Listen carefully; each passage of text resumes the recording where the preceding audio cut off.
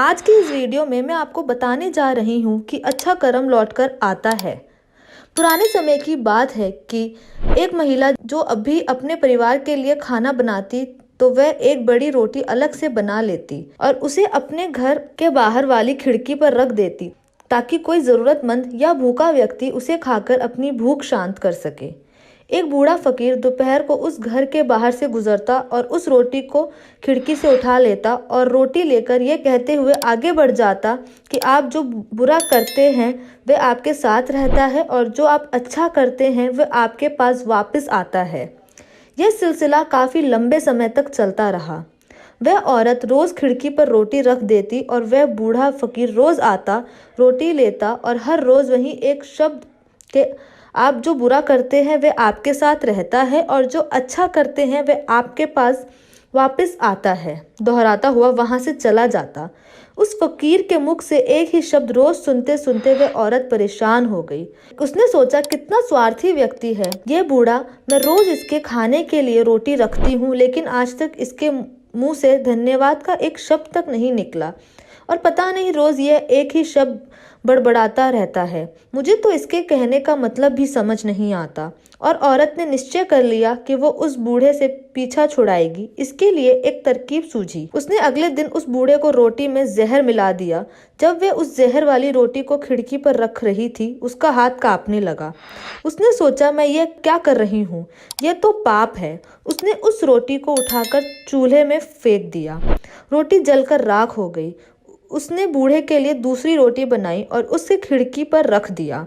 हमेशा की तरह आया, रोटी उठाई और शब्दों को गुदगुदाया, आप जो बुरा करते हैं वह आपके साथ रहता है और जो आप अच्छा करते हैं वह वापस आता है।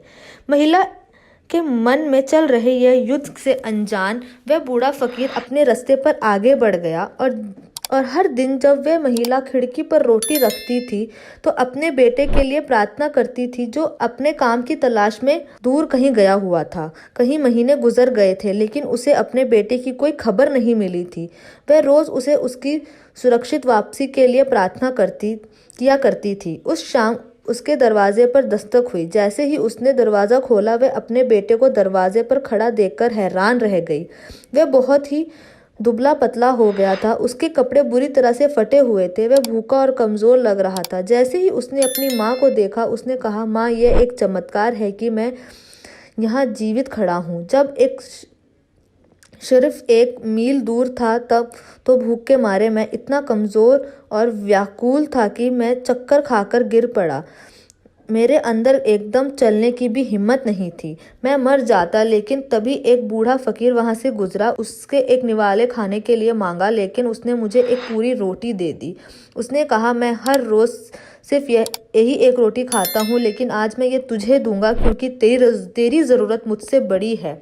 माँ ने पूछा, कौन था वह बूढ़ा बेटा? बेटे ने कहा, मुझे यह तो नहीं पता कि वह कौन था, लेकिन जब वह रोटी देकर जाने लगा तो बुड़बुड़ाता रहा कि आप जो बुरा करते हैं वह आपके साथ रहता है, आप जो अच्छा करते हैं वह आपके पास वापस आता है। यह शब्द सुनते ही माँ का चेहरा पीला पड़ गया। वह सदमे में आकर दीवार से टिक गई। उसे वह जहरीली रोटी याद आ गई जो उसने सुबह बनाई थी।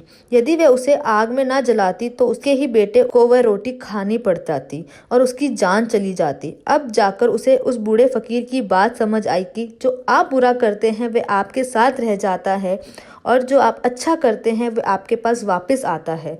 तो भक्तों, इस कहानी से हमें यह सीख मिलती है कि अच्छा करो और कभी भी अच्छा करना बंद मत करो। पहले ही उस समय उसकी सराहना ना करो जो कर रहे हो और कभी किसी का बुरा मत सोचो।